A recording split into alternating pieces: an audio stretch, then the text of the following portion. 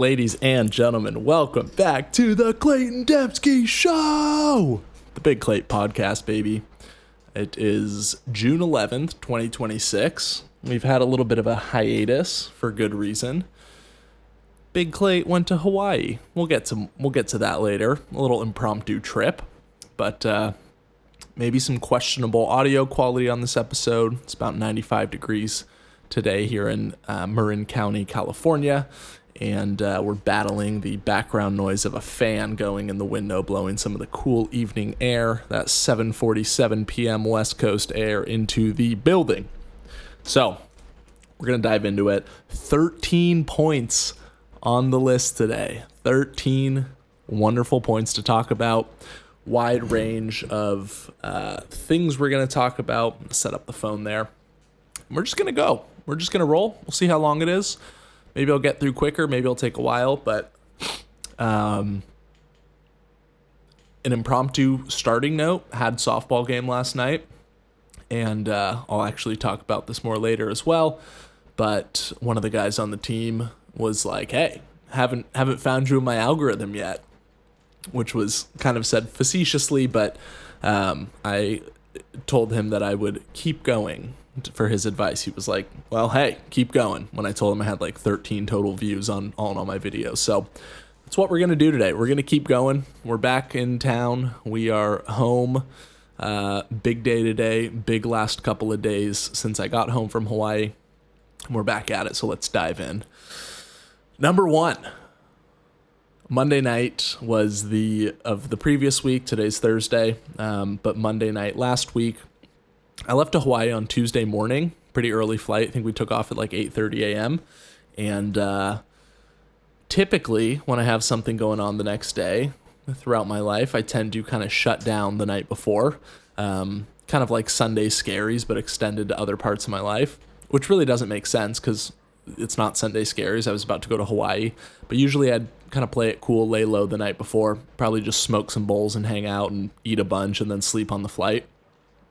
Now that I'm almost 4 weeks free of the grips of marijuana, I decided to do quite the opposite and actually had a Monday night barbecue at the lovely and glorious Piper Park in Larkspur, California, the night before I went to Hawaii.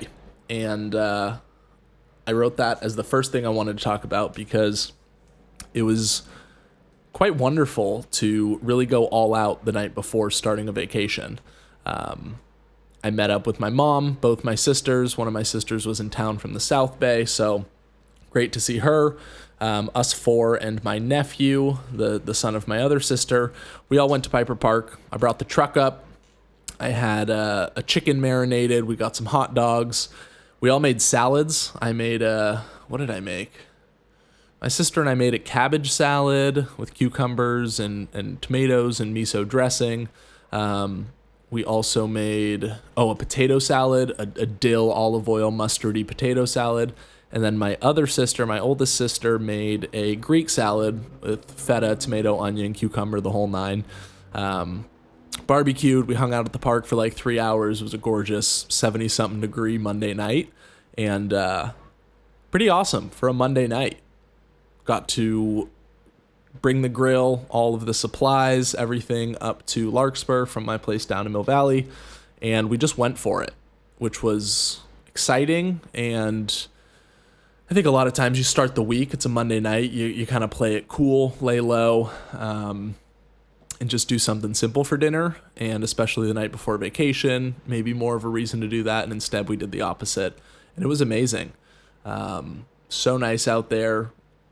They have barbecue pits there, but they're always kind of dirty and gross, and they don't have a lid either. So I brought the Weber, the kettle with me, and we had a barbecue. It was awesome. Barbecue and a couple salads that we all made. Everyone contributed. Everyone pitched in, brought a dish. It was great. So note to self, if there's something big going on the next day, stay at it. Keep the pedal to the metal.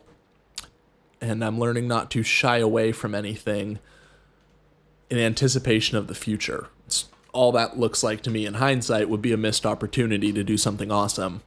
And in this situation, I took advantage of it. we finished up around 6:45 or something like that. And then I actually drove into San Francisco to help a friend move her stuff to her new apartment. So my night didn't even end there. I hadn't even packed yet. I hadn't got ready. I didn't even have hotels booked for Hawaii. We just scheduled a standby flight through my sister's flight benefits and figured we'll use some credit card points to book a hotel, but had a chunk of time, a week to go, and it worked for the schedule, so we ripped it. And ended up getting home from the city at like 8:45 or 9 p.m., booked hotels, got everything packed up, ready to go. And then also, in the interest of going the extra mile, I had eggs left in my fridge. I forgot my laundry at my mom's house because she has a washing machine there where I do laundry. And so I ran over there. She had some leftover bacon in the fridge. I came home. I had 2 mangoes left from my Costco pack that were going to go bad if I didn't eat them. So I packed up some mango yogurt parfaits with chia seeds to bring to the airport. I didn't make that night, but I prepped breakfast tacos. I whisked eggs with cheese and set up some cheesy tortillas in a foil pack to go right into the oven when I woke up at 5 a.m. So ended up having a wonderful homemade meal in the airport before the flight took off. Never want to travel hungry, never want to travel cranky, and it's always better when you don't have to spend $30 on some unhealthy and overpriced airport food. So I had a nice healthy meal of yogurt parfait and breakfast tacos in the airport, and then went to Hawaii for a week. And pretty amazing. Used to live in Hawaii as a kid for 1 year. Hey, you could say I used to live there even if it was only a year. And I love it there so much. But before I get into a little more about Hawaii, point number 2 on the list was I wrote down happiness. What does it look like? It's been obviously quite a wonderful last month for me, hence me starting this podcast and just talking and enjoying life a little bit more with some creativity and expression. And I was thinking, what change? I keep saying, but it's okay. We're getting back in the groove. I kept thinking, what changed in my life that I feel so good? Is it my environment? I'm now back in Marin County, which I spent some time in New York last year and didn't love it. Not the right environment for me. Is it my job? I actually don't have a job right now. I was laid off from my last job less than a month ago, so it's part of why I went to Hawaii. Is it because I'm doing hobbies, creatively, expression, I'm cooking, I'm doing things like podcasting, writing my goals list, doing business projects, which I'll get into more later? Is it my community, the fact that I'm around my family, the fact that I've hung out with more older and kind of deeper friends in the last, or friends that I have deeper relationships with, more so in the last month than I had previously for the last handful of months prior to that? And the answer is probably all of those things, but just good to reflect on what really makes me feel good, what is most important in life, and trying to keep alignment there to prioritize things accordingly. So I guess the summary of that point is that things are good. I feel good. I'm getting in better shape. I'm choosing healthier habits, not using marijuana, and also more on that later to come. But yeah, feel good. I think it's a mixture of all those things. So I'm trying to maintain consistency in those, but also introduce other things that will maybe even blast me off to a higher level of enjoyment and life appreciation. So that's point number 2, happiness. It is present. Food tastes better. I talked about that in the last episode before I left, but food tastes better. Music sounds better. I'm able to communicate with people better because I feel good about myself, and able to kind of radiate that. Not that I run around and everyone becomes, happy if I walk past them, but it certainly helps to have anyone around that's feeling good. People that feel good tend to rub off on others the same way people that feel bad do. Energy's Energy is contagious, and because it's contagious, it ought to be, in my opinion, ought to be leading with light and love more often than negativity, or always as opposed to negativity, because it is contagious, and we might as well infect each other with infectious happiness as opposed to any alternative. So that's point number 2. Point number 3, physical confidence. I've been a fat man. I've been a somewhat normal-sized man. And I also, last May, I have photo proof. Probably not going to throw it in this video, but I had abs for a little bit, which means I've been a fit king as well. So I've really run the gauntlet of physical confidence and looking good or looking bad. I guess my face doesn't really change, but my body. But I was in Hawaii. I was on a run. Hawaiian. Fuck, I said again. Ugh. Gotta get better. It's okay. In Hawaii, I was out on a run because I needed to keep moving. I don't have a gym when I'm in Hawaii. I was only there for a week, stayed in Waikiki. Everything's so touristy. So resorted to running and walking as my form of exercise. And I knew I was going to eat food outside of my recent kind of regular diet. That's mostly fruits, vegetables, ground beef, and whole chickens and black beans.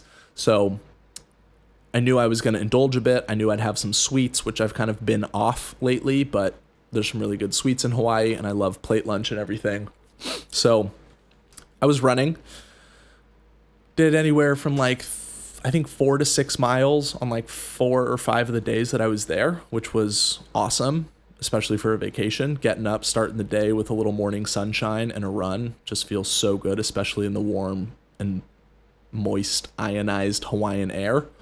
But sometimes on my runs, when I'm running in California, there'll be little electrical poles, like a big wood pole with a little metal pole, and then the kind of metal wire that attaches it. I don't really know exactly what it's for. It could just be bracing it, but there's always a pole that I can jump up on.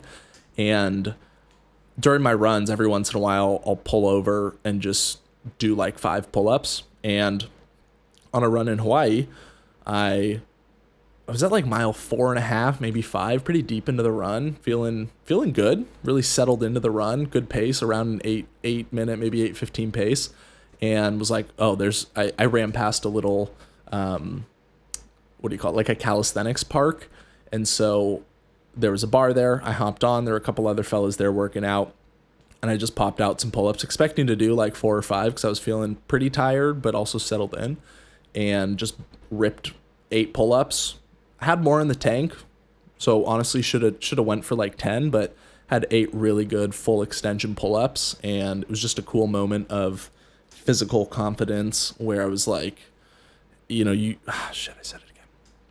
Usually I'm doing 5. Usually I get off the bar after 5, and I'm pretty creased, and the next little bit of the run is kind of brutal. And I just pumped out 8 because I'm in better shape. I've been eating healthier. I'm a little bit lighter. I've been training to failure. Shouts out Dom Dowling on Instagram for the recommendation of 8 to 15 rep range training to failure.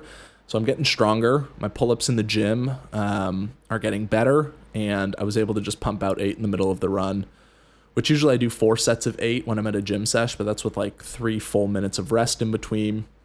And when I'm planning on a lift. So to do it in the middle of a run and get a full set that felt really good with better form than normal and just see that progress was really inspiring. So that's point number 3, physical confidence. If you feel good, if you look good, if you train hard and you make improvements, it's so hard not to be fired up on that, especially if you've seen what I looked like 10 years ago or 5 years ago or any of the times in my life when I've been out of shape. It's just great to feel. So that was really nice. And got me fired up to keep doing pull-ups. I remember when I was in high school, I couldn't do a single pull-up. I was 310 pounds. And then in college, I eventually was able to do them, did a lot of band pull-up work. And then we did a test when I was 260 pounds in college, my last year of football. And I was kind of jacked, if I'm being honest. I was very strong at the time because I was eating a ton and training really hard. And I think I did 12 or 13 straight pull-ups. So that fired me up. Still trying to get back to that. But also I had a gym sesh 2 days ago on Tuesday that was 4 sets of 8 pull-ups, very controlled, straight leg, no swing, no yank, just good clean pull-ups, and really nice to feel that progression. So physical confidence is A1, very important for men in my book. Very important for me, at least. I can't speak for everyone else, but the point is, if you feel good and you see that progress. It's really inspiring, especially, or at least for me, to keep going. And it's good validation that everything I've been doing is working. Point number 4, I just wrote Hawaiian plate lunch, poke. Oh, brah, big poke bowls. I love Hawaiian food so much. It's absolutely delicious. Hawaiian plate lunch, particularly from K&K Barbecue Inn in Kailua, Hawaii on Oahu, is one of my favorite foods ever. And it's cheap and grubby and kind of greasy. It's actually not that greasy, but it's like got mayonnaise in the mac salad, and I often get like katsu or some fried shrimp or something heavy, but it's actually not that greasy, to be frank. But I got to go there, and I eat it like at once or twice every handful of years. I've probably had it 5 times in the last decade, and it is so damn good. I just love it. I can't get enough of it. The same couple, this Chinese couple that's been running it since 1992, still works there. They look the same as the year 2006 when I lived in Hawaii, and they just run a grade A establishment, and I love it, and I'm so grateful that I get to go eat there. And it's inspired Let's Get Takeout, my catering and food business that my sister and I ran in the past. It inspires me to make Hawaiian barbecue. And then also we went to Times Cafe in Kailua, where they have the best fried rice. We got a Loco Moco one day. We actually went there twice. But really good fried rice, really good potato mac salad that's so mayo-y and so heavy and rich, but it is just so delicious. I went to Giovanni's Shrimp Shack. They've got a really good mac salad that actually is most similar to the one I make, which has a lot of black pepper, very creamy, a little bit of carrot in there. Incredible. Can't get enough of that. And then the garlic shrimp truck, the garlic shrimp scampi plate is out of bounds. So delicious. Where else did I eat? I went to Ted's Bakery for chocolate haupia pie. Also got a plate lunch there. Not my favorite plate lunch, but still good. Really pricey. They really take advantage of their North Shore kind of scarcity of restaurants up on the North Shore. And also they're known for their pie, and they kind of jack up the prices because people just keep buying it. And it's Hawaii, so everything's expensive by nature. But that was some of the stuff I ate. Had a bunch of desserts too. I got a Korean bingsu, like shaved milk dessert. I got a Hawaiian shaved ice from Island Snow in Kailua, which I think is the best shaved ice in the world, with the snow cap bra, as they call it. Sweetened condensed milk on top. What else? We had malasadas from the famous place Leonard's in Waikiki. We had, I don't know, Down to Earth. They've got a really good Whole Foods type organic small grocery store. They have 3 or 4 locations or something in Hawaii. We got a mango with coconut sorbet and coconut rice pudding or tapioca bowl and a smoothie, and so much good food out there. Excuse me, knocked the mic there. And then, of course, poke. My buddy Aukai, one of my fraternity brothers who is from Hawaii, put me on to Ono Seafood, which is a poke spot in Waikiki that was, I can't think of poke I've had that's any better than that. It was hands down the best I've ever had. Shouts out Drake, best I ever had.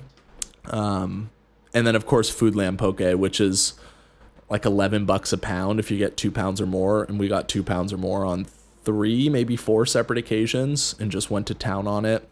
It's so good. I had a cooler bag with me that we were bringing to the beach, so we had ice in there. Ice is keeping the poke nice and fresh and cold. And then also I'd bring a big 1-gallon jug of water and just refill my bottle and then pull ice from the bag. So we had ice cold water and cold poke on the beach, some chips, rice. I mean, pretty luxurious experience on the beach, if we're being honest. Went to Makapu, the best beach in the world. Went to Waimea Bay, jumped off the big rock, one of the most fun beaches, one of the also best beaches in the world, in my opinion. God, I love Hawaii so much. We went to Liliha Bakery. They have these cream puffs that are just out of this world. So yeah, pretty much did an eating tour of Oahu. Again, worked out every day, felt great. I think I honestly might have lost weight while I was there, maybe like a half pound or a pound.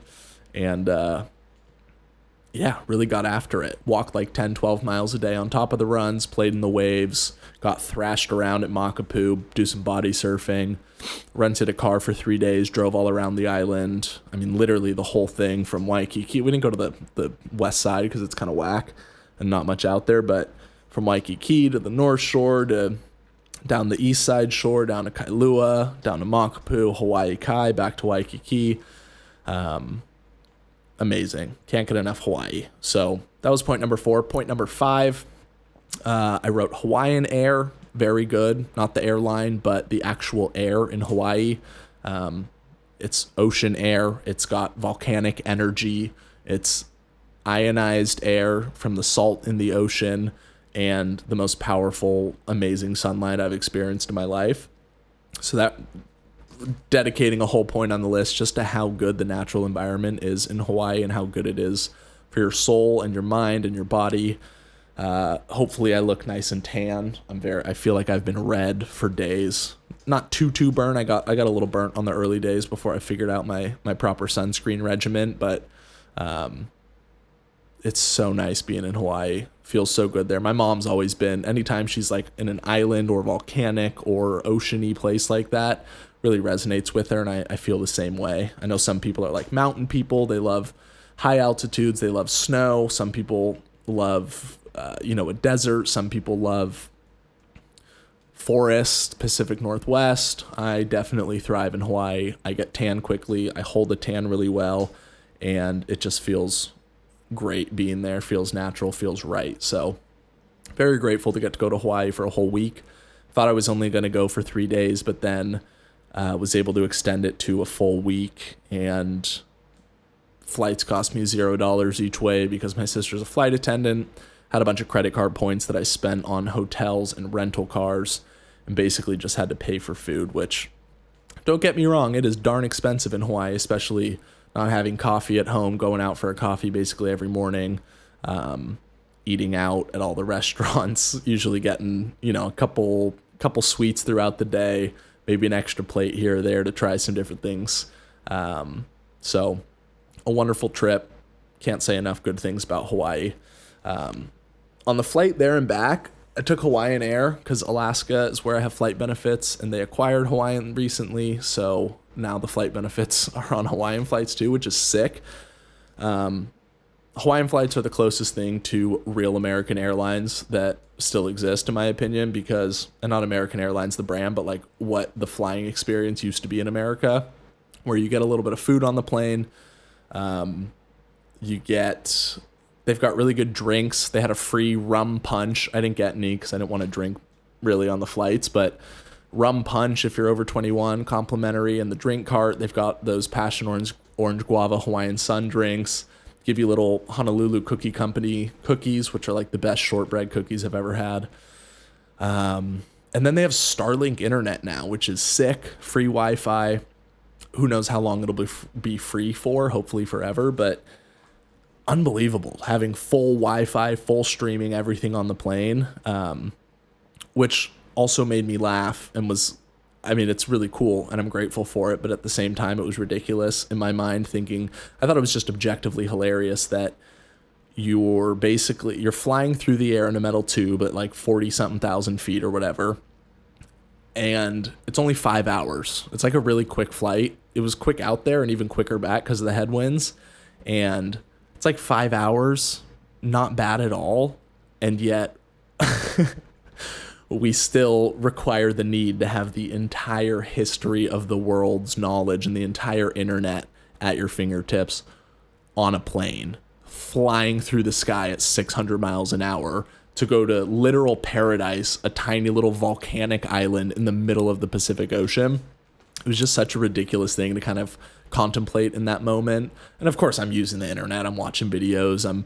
Was doing some work while I was on some personal project work on the flight. So I'm not complaining about it, and I take advantage of it, of course, but objectively hilarious to think of the need of, again, you're flying to a tiny island made by volcanoes, active volcanoes at that, in the middle of the Pacific Ocean and still are like, oh, I need to get on Wi-Fi for those 5 hours. Like, I can't be disconnected. And it was just funny, made me think. But no judgment there. I love it.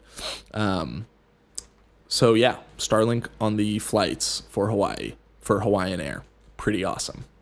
Point number 7, had a softball game last night that was honestly started off really bad. We played this team that is just fucking dickheads, man. It's a men's rec league, and they're just such hardos. The first inning, a guy takes a 4-pitch walk in a fucking softball game. Usually in a softball game like that, slow pitch, if it's 3-0 and it's a shitty pitch, you just swing to extend the at-bat and hope you get one you can hit next time.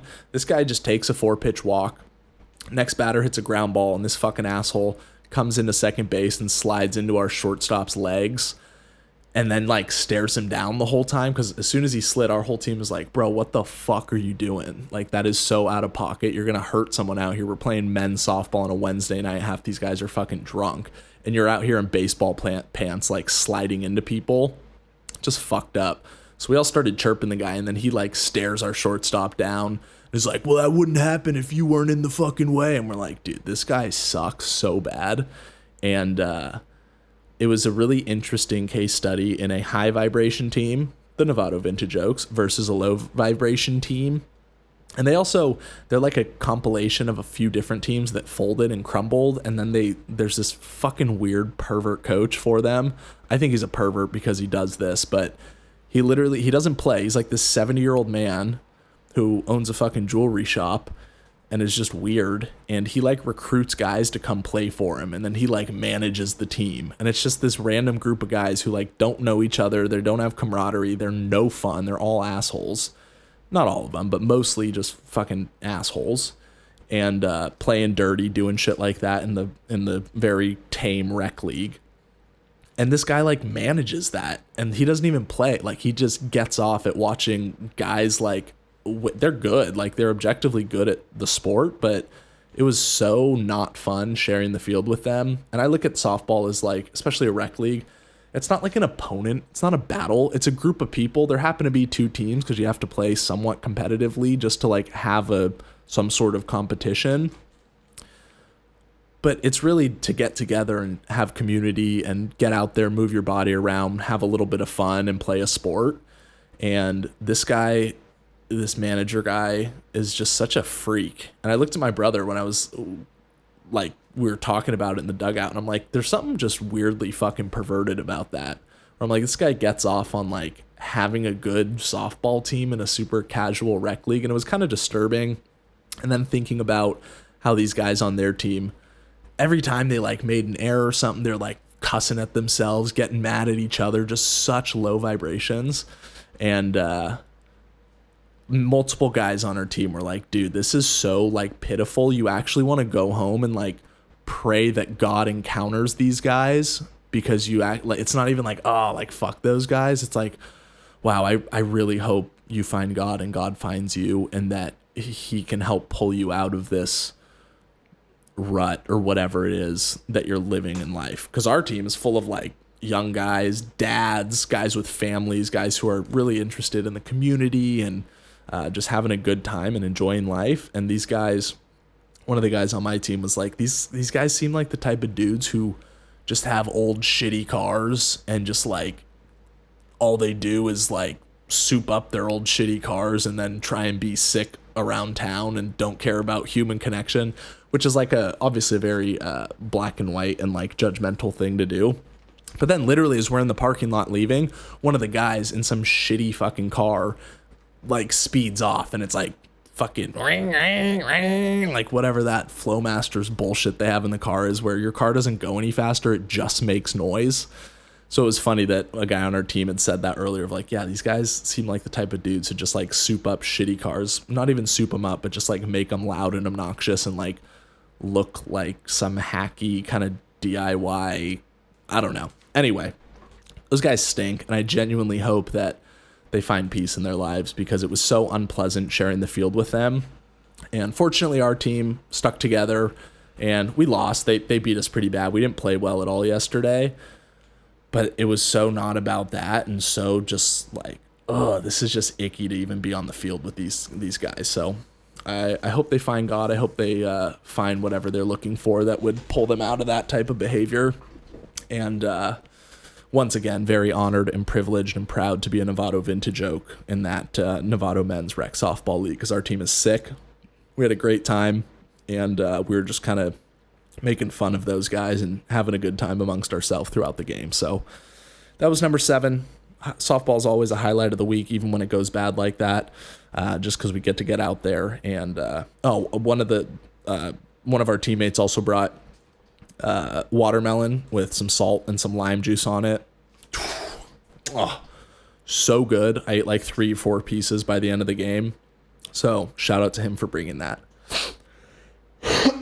Excuse me. Running out of breath here. Been chatting.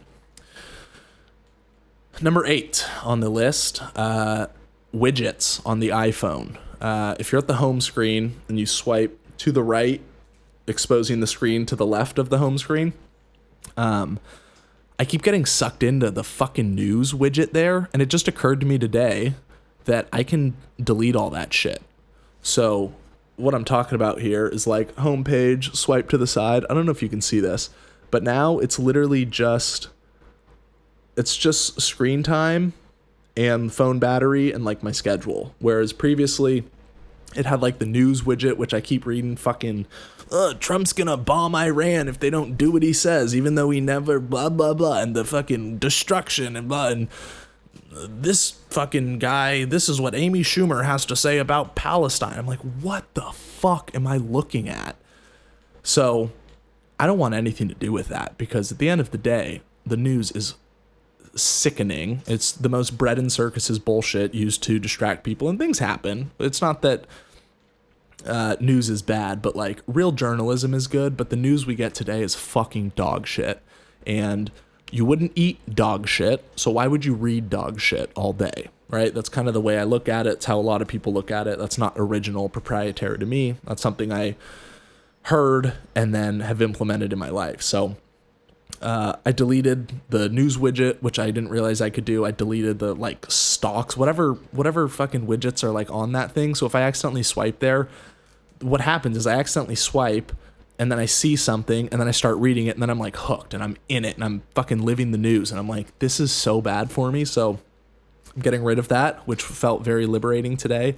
And yeah, just so bad for you. There's no reason to be looking at that. Like, no matter what, whether it's super positive or super negative news, I don't change anything in my life. I just take on that like energy internally. So get it out of here. Don't want anything to do with that. I'm really trying to focus on good, healthy habits, community, people I actually interact with and see around town. And yeah, it's only going to yield good results and make me feel better as a person, and mentally, intellectually, emotionally, all those things. So that was point number 9. Point number 8. Point number 9, I mentioned earlier, but I think I'm coming up, I don't know the exact day, but I think I'm coming up on this upcoming Sunday in 3 days. I think will be 4 full weeks without smoking any weed. And the point I wrote down, the reason it came to mind is because I think I have kind of removed a lot of that from my system now, where like, obviously over time, if you just stop smoking for one day, like the half-life of the THC in your system isn't actually going to leave your body for a little while. And I think now it's actually leaving because I've been sleeping a lot deeper, even deeper than when I first stopped. And also I'm starting to have like really intense dreams again, which are dreams are typically suppressed when you're smoking weed. And so it's been really interesting. A lot of stressful dreams, a lot of, I guess you would call them nightmares, but not like, it hasn't been anything scary, but just like kind of stressful social situations or relationship-based things that I'm just having these weird kind of crazy dreams about. So no complaints there. It's interesting to see where my mind goes when it's clear and functioning fully and I'm in deep sleep. But that is to say that I've woken up a few times in the last couple of days with, not in a panic, but like, oh fuck, was that real? And then I kind of come to and I'm like, oh no, it's just a dream. And then I'm fine. I snap out of it. But I have had a few wake ups where it's like, oh, thank goodness that I'm no longer in that dream, because that was intense and hectic. So that was point number 9. Gonna keep it going. I've had a couple kind of desires to smoke, but really just for like the kind of oral fixation of smoking. Pause. I know that if I were to smoke, I would just immediately be disappointed and be like, I'm fucking high and now I'm just lazy again. So I'm happy where I'm at, but just wanted to touch on that. Point number 10, today was like almost 100 degrees in Marin. It was so gosh dang hot. And I was going to text my brother early in the day and say, hey, we should go get a Sour Kid sandwich, but I'm taking the day off from workouts because I did a big gym session on Tuesday. Wednesday, I played my buddy Reese in a tennis match. Check out my channel. I've got a match or two of ours up on the channel, some of my earliest posted videos if you want to see us. It's not great tennis, but it's a lot of fun. And then after that tennis match yesterday, I went right and played the softball game. So I've just been exhausted. I'm really sore. My shoulders, I did a big shoulder workout too. So I went shoulder workout to fucking tennis match where I'm serving and using my arm. I haven't played tennis in like a year. And then I'm throwing the softball that night and swinging and like my core and my torque muscles. And I'm hurting. So taking the day off. Therefore, I eliminated the option of going to Sour Kid for a sandwich because I just didn't feel like I deserved a big old sandwich and wasn't the right move for my health to eat that right the week that I got back from Hawaii and already ate a bunch of heavy stuff. So later in the day, my brother texted me a couple hours later, 3 or 4 hours later, and was like, yo, it's pretty hot. Should we go get a Greek yogurt from Suvla? So there was some synergy there where we were both like, oh, we should hang out and do something, especially if it's a hot day and relax. Haven't really hung out the last week because I was in Hawaii. We had softball yesterday and we did make some hamburgers for dinner at his place beforehand, before the game, but haven't like hung out proper since before Hawaii, which is now like 10 or 11 days ago. So there was some synergy there. And we went out, we sat in the courtyard at Marin Country Mart, Larkspur Landing, and had a sour cherry Greek yogurt from Suvla. And if you haven't had one of those, you got to get one. They're so delicious. Not too caloric either. Healthier than ice cream for sure because it's Greek yogurt. Still got a decent amount of sugar, but just a really enjoyable experience. We got to chat for like an hour, hour and a half. Saw one of my old football coaches, this NFL guy, Igor. He was there with his son. His son used to like run around on the sidelines at our games in high school. He was like 8 or 9 years old. Now he's like this big grown-up man. So it was cool to see them. And I see Igor at my gym, but good to see him out and about today and just fun to run into somebody. So we sat out, had our yogurts, chatted, just built a little community, keep the ball rolling, really good stuff, and good to see family. I was texting one of my sisters all day. My oldest sister came by in the afternoon when I was cooking over at my mom's house because she has AC.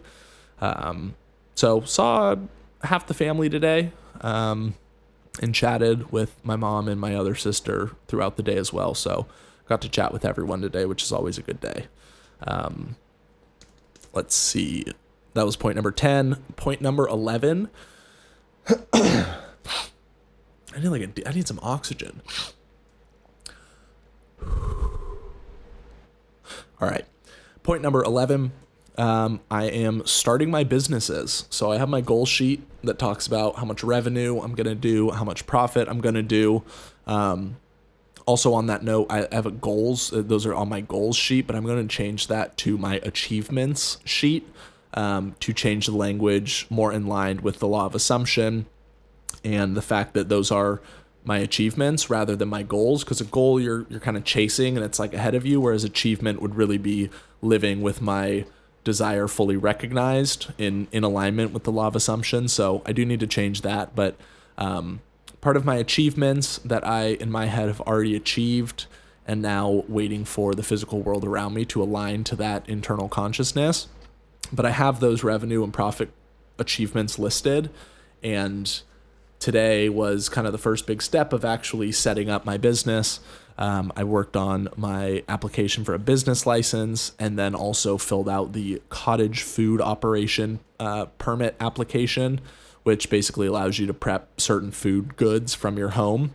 One of JJ's friends and a girl he went to high school with, I actually played football with her brother, but she runs a cottage food operation. She sells cookies and baked goods and stuff. So it'll be a way for me to get some products out there legally and actually sell them without it being like sketchy or illegal or under the table. So I'm really excited about that. And I wrote also starting your own business as part of that point number 11 of the cottage food operation. Like I said in a past episode, both my sisters are entrepreneurs. My mom's a little bit of a real estate entrepreneur throughout her life. She's flipped a couple buildings, upgraded, 1031 exchanged into some bigger properties, and has some entrepreneurial spirit there. My brother does stock trading and day trading as kind of his entrepreneurial thing. So this will now be mine as the fourth and youngest child of my mother. So a lot of entrepreneurial blood in us, and I think I'm going to try things until I figure out what will essentially set me free financially and achieve all of those achievements on the sheet that I mentioned earlier. But today was the first kind of real step. After this, will be finishing up the last little piece of the cottage food operation application packet, and I'll get it submitted to the city tomorrow. Hopefully within a week or two, they can approve it and I can get started. But really exciting, and I think really important to go after what you actually want to do and something that inspires you, because if you're doing something that you love, that you're inspired by, that you're actually interested in, I have full faith that that will inevitably monetize better than anything else that you're not inspired or committed to. And on the point of a couple weeks ago of like sacrifices and discipline for the sake of discipline, that's always going to burn out because there's no passion. Whereas similar to this, with a business or a job that you actually care about, you're going to truly devote yourself to that, as opposed to just having discipline. Like being disciplined and being devoted are two very different things, where devoted is much more passionate, much more aligned to what you actually want to do. And discipline is just doing something kind of for the sake of doing it and having consistency, which is good. But again, I think that burns out compared to being devoted and passionate about something. So I guess today I'm starting my business, and today's the first day, and I need to set up some milestones and achievement check marks to make sure I'm staying on pace. But today's day one, and I'm very excited, and I know that it is the first step in achieving everything that I want to achieve. So very excited about that. Point number 12 on the list, and we're going to wrap up after 13. I don't think I'll have much bonus content today because it's such a big list, and I'm a little out of practice and quite frankly out of breath. But number 12 on the list, today I restored a 20-year-old meat slicer. It's an at-home meat slicer, but it's basically what you see in a big deli, but just a little bit smaller. I've been going to Costco for the last year basically and getting their whole turkey breast. It's got good ingredients. It's just like salt, water, sugar. There's no like ammonia or nitrates or any freaky shit in there. And it's a whole unsliced turkey breast. So I've been cutting it with a knife, and I use a carving knife to try and get it thin, but there's nothing like a real meat slicer where you can get paper thin slices like you would get at a deli. And so my dad bought a meat slicer when we were kids, probably back in like 2004 or something. It could be longer than 20 years old. I'm not exactly sure the date of when he got it, but it's been out of commission for many years. He used it a handful of times when we were kids, but it's kind of a lot to like clean and maintain and everything.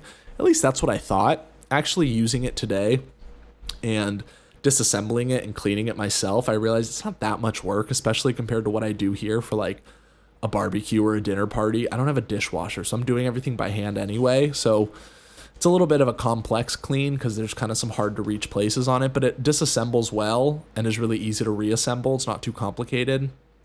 And so that was kind of the first thing holding me back over the years. We've always had this meat slicer, and I've never really pulled it out because I haven't been passionate or cared enough to do so. And then every time I tried, I was like, this just kind of seems like too much. So I actually put in the time to learn the machine, figure out how it works. My brother tried to use it like a month ago, and he stopped quickly because he was like, it just like tore up the turkey, and the blade was all rusty, and it was just in bad shape. So then I went to the local knife sharpening guy around Marin County who sharpens knives, and I told him about it, and he's like, it's kind of a pain for me to, like, you'd have to fully remove the blade and bring it to me, and it probably doesn't really remove easily, the blade itself, which he was right about. But what he did say is like, well, check if there's a built-in sharpener, because there should be. If it's like a fair, like an almost commercial grade meat slicer, there should be a built-in sharpener on it. And so I looked, And sure enough, there was. And so today I actually figured out how to sharpen it effectively and properly. I scrubbed the whole thing with steel wool and got all the gunk off of it. Literally 2 decades of sitting in an attic and whatnot. And the thing looks freaking great. It was shiny. It's got a real sharp edge. I got a Band-Aid on my finger because I did cut myself on the blade. So the meat slicer and I have been formally acquainted, and we are now pals because he drew blood, which is always the sign of a good knife. You know, it really, they say, whatever kitchen restaurant people say, a knife or a blade really becomes yours once it cuts you for the first time, which has actually happened with all the knives I have, which is sick.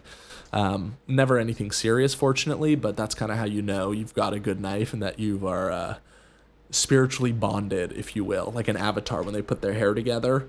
Kind of the same thing with a knife. It gives you a little slice. You become blood brothers. And so that happened today with the blade, which I thought was symbolic of it being the right time for me to restore it, to clean it, to sharpen it up. And then my mom had some turkey in her fridge from Costco, that exact one I'm talking about, and she's out of town right now. So she was like, yeah, like have some of that, which is what inspired me to go figure out the meat slicer and see if I could get it working and everything. And sure enough, got some deli quality paper thin cuts of turkey. And I made a toasted bread sandwich, put my garlic butter over the bread, and then took a Laughing Cow like creamy cheese little triangle and smeared that on, then threw the thin sliced turkey. Bruh, so delicious. It was really such a good experience. I love thin cut turkey and having a bunch of layers of that instead of like a couple thicker cut pieces or slices. So I'm jacked up. I'm going to make some tri-tip and cut it thin. I'm going to do a rib roast at some point, maybe like a porchetta, do like a pork belly porchetta and then slice that real thin and make sandwiches. There's so much you can do with it. And I'm fired up for it. I could probably do some vegetables too, make like a ratatouille or something with super thin, like really uniform cuts. I was thinking also of doing like a fruit carpaccio, doing like mango slices, super thin, and I don't know, some peaches or some apples. I don't know what yet, but layering that, do like some lime juice and maybe some tahini or something on top. So really good opportunities there. And really cool to put in the work to restore an old piece of machinery. I looked online, they're like $1,100. It's like a very, very legit meat slicer. So I'm fired up to have that in the repertoire now. And then I also wrote that it's a DIY project. I mean, I already had the meat slicer, but instead of taking it to get restored somewhere, doing it yourself is much more fulfilling. And I learned something new. And also there's an insane return on the investment in terms of time and effort and the product and quality of what you get out of it. So I'll be eating prosciutto coming up. I'll be eating salami. I'll probably be getting a block of cheese and slicing it real thin. Again, endless opportunities, and it's an incredible piece of machinery, so fired up to have that. Last piece, also kind of related to machinery, I made meatballs today, some ground beef, as well as some ground pork that I ground up myself probably like two or 3 months ago at this point. Bought a big pork shoulder from Costco. I have a little at-home meat grinder. Again, it's an at-home one, but it freaking works well and it grinds up meat. I did like 12 pounds of pork in like half an hour, probably 20 minutes. So it goes quickly. It's really powerful. And so I just have frozen ground pork in my fridge for whatever I may need it for. Thawed some out, decided to make meatballs, and they were just delicious. So delicious. I was prepping them all morning. Did some milk and breadcrumbs to keep them moist, some Parmesan, some parsley, garlic. Cooked them in a sauce with like red wine and celery and carrot and onion, a little green bell pepper for some zest, some San Marzano whole tomatoes crushed up in there, and just let it all simmer. I broiled the meatballs first so they got nice and brown on the outside, a little bit of crisp, and then finished them off in the sauce. And I made like 20 big ice cream scoop sized meatballs. So I'm going to be eating that for a couple days, but maybe whip out some meatball subs and use some of my garlic butter to make like a real kind of kind of heavy and delicious meatball sub. But we'll see. I might also just freeze it in portions so that I can have a little meatball and red sauce at my leisure in the future without having to put all that work in. Just have it ready to go. So that's probably going to be the end of the episode. It's been a wonderful week. A lot of good things have come my way, and a lot of good things will continue to come my way because I am choosing good habits. I'm making good decisions. I'm clear-headed. Had a couple alcoholic beverages with one of my friends. We had a little dinner party, 4 of us, and did a little Hawaiian barbecue, but like a healthy version the other night. Had some, okay, this is bonus content. Point number 14, had some friends over for a barbecue. My buddy Reese and his girlfriend came and joined Alice and I for a nice barbecue. Did some pecans marinated chicken thighs. I made a miso cabbage salad with cucumbers and cherry tomatoes. Roasted miso broccoli, and then rounded it out with a pot of rice that had ginger and garlic in it. Just really kind of fragrant, slightly salted rice. Absolutely delicious meal. Ashley, Reese's girlfriend, made a peach pie from scratch that was out of control delicious. And I also had some cherries in the fridge and a bunch of limes left over from a Costco haul like a week and a half ago before Hawaii. So I made, we did like vodka, cherry lime, sparkling refreshers, as one might call them, and just hung out and talked shop for a couple hours and caught up. So that was point number 14. Built a little more community. I mean, community I've already had, but it's my old roommate and childhood friend, so he was in town. Really good to see them and hang out. Had a delicious meal and did have a little bit of booze, but that's all right. The next day I woke up and crushed my lift, and actually no, I lifted the day before, so that the next day we did tennis and softball, but really good stuff. Just gonna keep the momentum rolling. My screensaver over here actually just turned to a picture of Hawaii, so that must be good timing and good synergy to wrap up the episode. Thank you again for watching. If you watched, if you didn't watch, thank you for existing. You're a wonderful, wonderful part of the collective energy we call humankind. But that's about it. Things are going well. Things are going to continue to go well. And the sky is the limit. Hopefully get an episode tomorrow. We'll see what inspires me between now and then. And yeah. Love yourselves. Love each other. Be great. Honor God. And go eat some plate lunch, brah. Big Clate, signing off. Have a good night. Gang. That's all she wrote.